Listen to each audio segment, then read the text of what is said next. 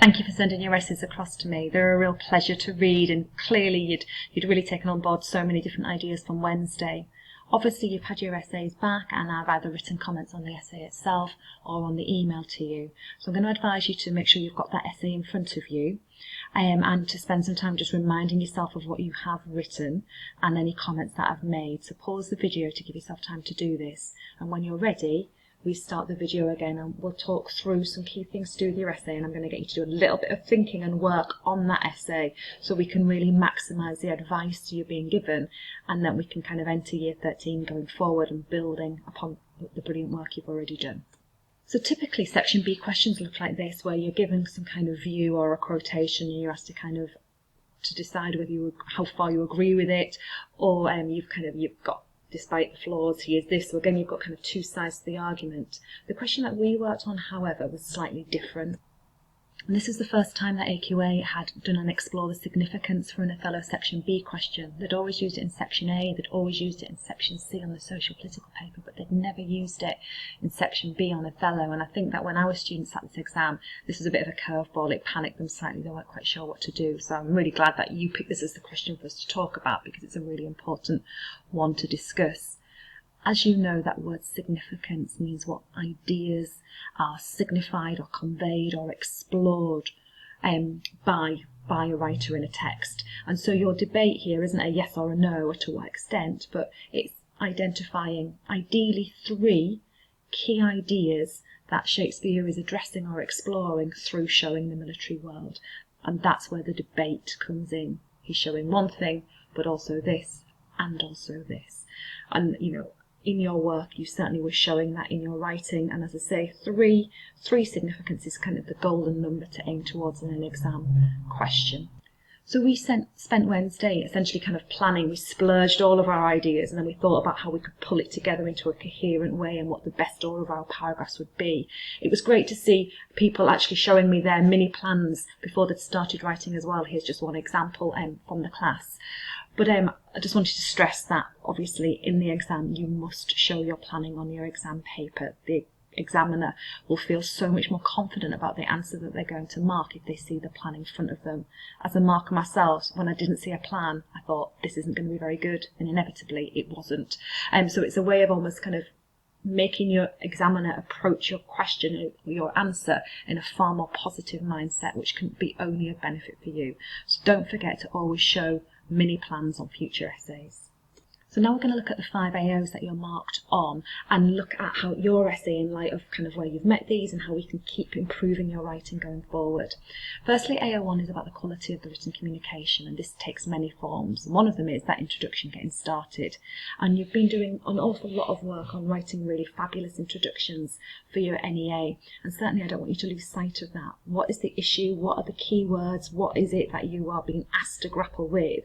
And then what is the debate? So what significances in this case are you going to explore? And that helps you, if you get that introduction, to establish what we call a line, this very clear thread or idea running through your essay. For band 4 and higher, you are coherent. That's the descriptor that the examiners use. So by writing an introduction which grapples with the issue and sets up the debate, you're already on the coherent footing. You're sending us off on the right line. So for some of you, I've said, you know, perhaps we can sharpen up your introduction a little bit more. So if this is for you, certainly kind of think about what messages you can take away from this.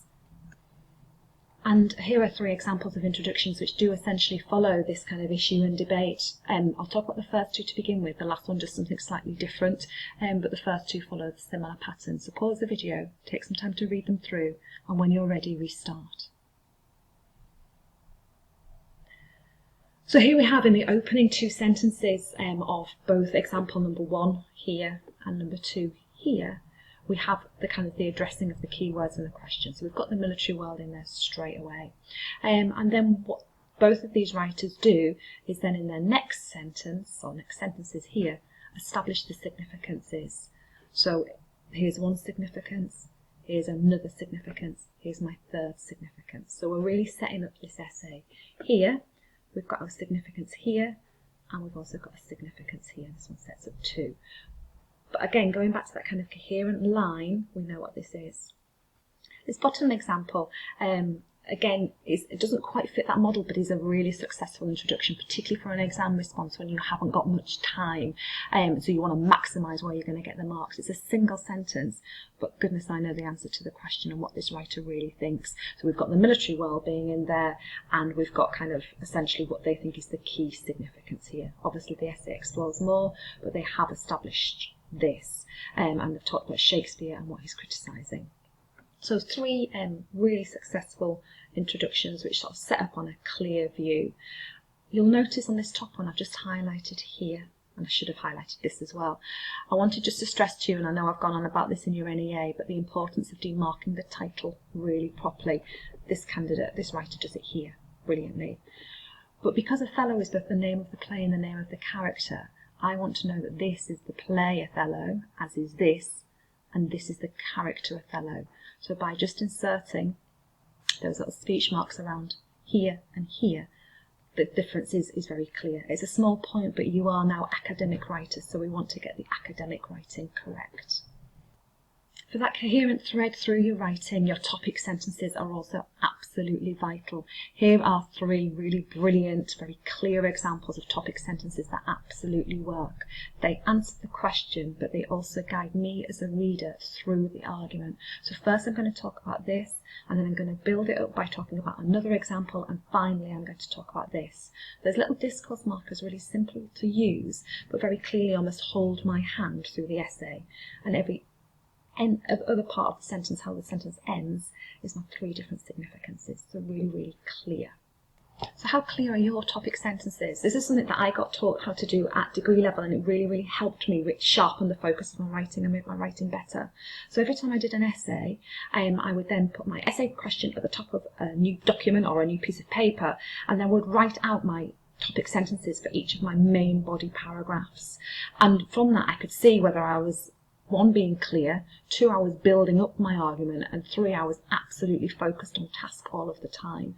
So I would like you now to pause the video and do exactly the same thing, and then answer question 2 and 3. This is kind of for your own personal reflection to help you improve. This could also help you with your NEAs too, so you might want to transfer this advice over to your NEAs before you hand it in for its final deadline. Use of quotation is also massively important for you to make sure that you have a very convincing or compelling argument.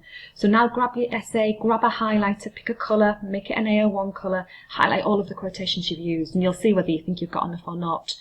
I'm also going to ask you to read this very short document which looks at Othello as a military man, and from here I want you to pick 3 to 5 quotations that you think actually could have helped improve your essay even further. Make a note of what those quotations are, please. Now, it's not just using quotations for quotation's sake, but it's using them effectively. So here are a couple of examples, again, from essays that the class has written. The top one shows just how kind of beautifully integrated a quotation can be to help you make your claim. So this is a student not analysing those quotations, but using them to make the point really well about what they're saying about the military background. In the second one, here we've got a rate of quotations. We've got 3 which build together and work together to really prove the point that's being made. And again, this is something that I encourage all of you to do, particularly for Band 4 and Band 5. This kind of weight and how bits of evidence really work together is crucial for you to kind of recognise. You're noticing patterns, which is a really great thing to be able to do. AO2 is always the area for all students that can be pushed further and further. It's the one that I think we find hardest to naturally weave into your writing, and it's all about dramatic methods and how Shakespeare is constructing this. So again, pick an AO2 highlighter now, pick a colour, and look for these things. Have you used any of these 8 things or not? If you haven't, then you might want to think about, well, where could I weave them in? Or if you have, tick them off and give yourself a pat on the back for using them. But all of the time, and particularly when you're writing future essays, be thinking, okay, where am I thinking about the specific choices that Shakespeare is making? Not just what the characters verbally say, which is what your quotations are, but what other methods is he using? Here are ones that are relevant to the military world. What have you used? What would improve your work even further? AO3 is all about the cultural context, and you've got to be really careful with this one because you don't want to be sort of doing a potted history of Shakespeare and his life and his times. But AO3 tends to link in with the kind of the big ideas that Shakespeare is talking about. So if you're doing ideas to do with men or power or women or reputation or nobility, any of those keywords are to do with AO3. On this slide and the next slide are just a couple of examples where people have done this particularly well, where they've just woven in here about Machiavelli, which is a cultural context, but they've absolutely linked it to the military world and Shakespeare. So they're not straying off the point, they're not telling me who Machiavelli was, but they're making that little point relevant to their argument.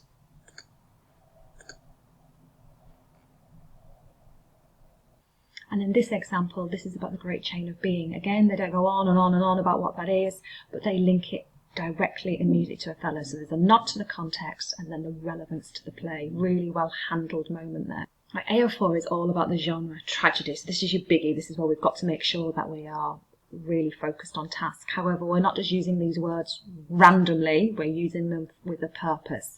So again, pick a highlighter colour for AO4, and this is the kind of the words that AQA say you should be getting to grips with. I would expect in an essay on tragedy that you're going to be mentioning at least 5 of these words. As I say, I'm not throwing them all in for the sake of it, they're well chosen, but go through and highlight any sections in your essay where, as a marker, I'm thinking, yes, this is a student who is writing about tragedy. Where is that coming across? Make sure that's clear. And then, do you think you've used enough? Or do you think actually you could benefit from being a little bit more precise there? Give yourself some advice. AO5 is the AO that the exam board talk about being at the heart of the specification, and it's all about your debate, your exploring of meaning. So whether it's to what extent or an explore the view or what other significance is, there is always a sense of you thinking through the evidence that you're being presented and weighing it up and balancing it against one another and then ultimately coming to a conclusion. So your discourse markers are so very important here. What I've taken here is the discourse markers that were in just one student's essay, and some of these were repeated more than once, and you can see there are so many. It was wonderful to read this kind of sense of thinking and the building up. These are just kind of mostly alphabetical, so they're not taken in any particular order. I'd like you to pick an AO5 highlight colour, highlight all of the discourse markers that you've used. Again, you might have things like firstly, finally, there'll be others bar the ones that are on here as well, but I wanted to show you these, and I think this would be a really good slide to print off and have in your files for future essay writing, so you can make sure that you yourself are using the language to signal the debate. So highlight your discourse markers. Have you got enough, or again, is this an area where you could improve the quality of your discussion? Finally, thinking about conclusion writing, I came across this idea of a catalyst in one of the students' essays that I was marking, and I thought actually that's probably a key word that we could be thinking about for all essays on Othello, because it's always about kind of the role of this in the greater tragedy. Now, obviously, there are many different possible catalysts, and depending upon the angle that the essay question is given you, the answer will change. But in this question about the military world, of all of the ideas that you are thinking about, which one would you argue is the absolute catalyst, that thing that precipitates, that sets the event in motion, that increases the kind of drive towards that climactic moment where Othello does fall? So what would it be for you? And I think that when you're coming to write conclusions to any essays, and particularly for an explore the significance question, you might want to you've got your 3 ideas. Which one really stands out for you? Which is the one that is most important, central to the tragedy that develops, your catalyst? So this could be a good word for you to use. And then obviously you can think about how to write your conclusion. I have sent you all a screencast about writing conclusions for your NEA, and again, the messages that are coming across there absolutely transfer over to the exam as well. We sum up our response to the question. And then here in the yellow, and this is exactly what I've spoken to you about in the screencast, we take a step back. What is it saying about today? So this is a writer who has really kind of listened to that advice about writing conclusions and has transferred that over into their exam essay writing as well. So have a look at your conclusion. Have you got your summation of your answer to the question? Have you taken a step back? And what advice would you offer yourself?